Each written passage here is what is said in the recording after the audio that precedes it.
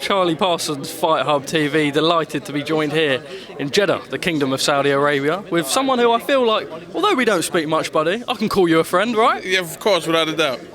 Obviously this week, a big week for yourself. You have Zizo making his professional debut, who I just interviewed now, someone representing the Kingdom of Saudi Arabia. First things first, can you just talk a little bit about, obviously you've been with him for a while, but I bet a year ago you would have never imagined this monumental occasion for his professional debut. How much does this mean to him and the team around him?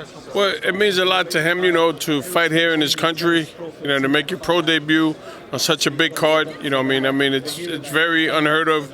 He's had like about 5 or 6 fights in between that kept getting called off or kept, everything was happening. And I just told him, look, everything happens for a reason, man.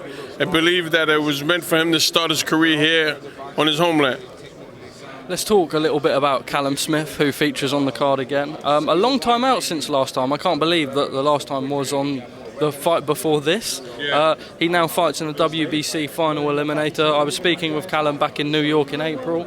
A tricky southpaw, but Callum confident that he can deal with him. How has camp and preparation been?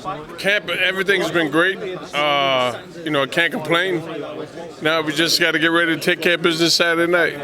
What do you expect from Callum's opponent? As a lot of the hardcores don't really know too much about him. Obviously a southpaw, but obviously you would have seen footage, you would have studied him, you and the team.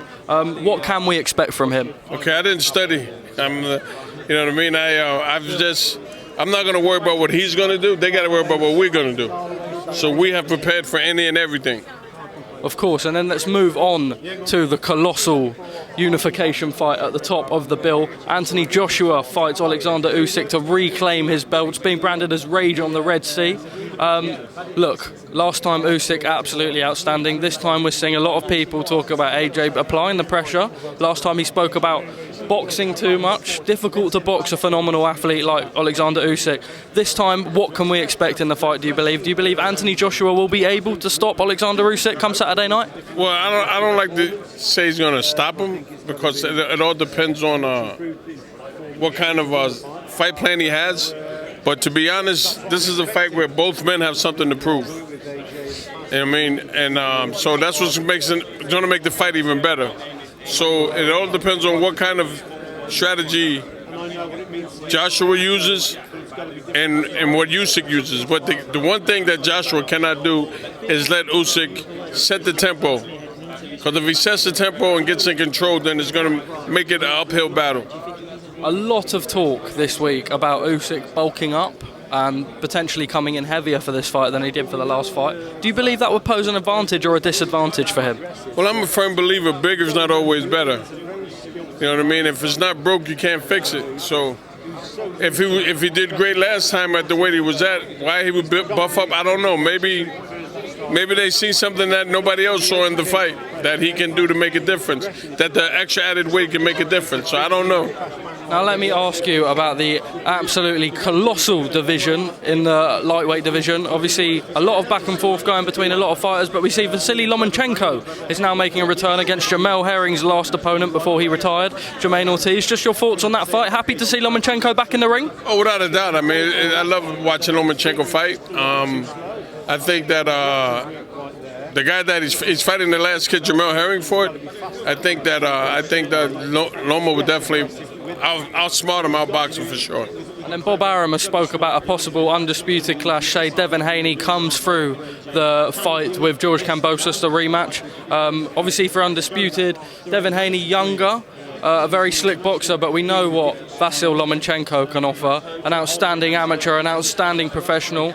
As we know, someone that shouldn't be written off.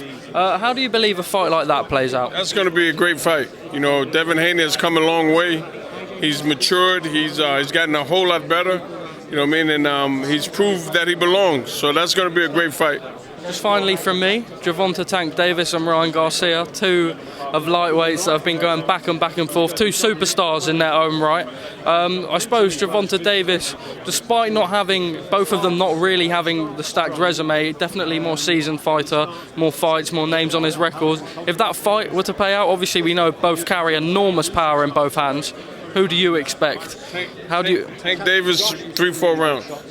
Believe that Tank will stop him that quickly? Knock him dead. Will Ryan have any success in the first couple of rounds? Huh? Will Ryan have any success in the first couple of rounds? No, but I don't think the fight's going to happen. I think Ryan is just talking. I don't think he's going to fight Tank Davis. I mean, why would you fight a guy like Tank Davis? Unless it's for a whole lot of money. If it's to prove something, you pick the wrong guy to prove it with. Buddy, thank you very much for your time as always. An absolute pleasure to see you again. Just a last message to the people watching.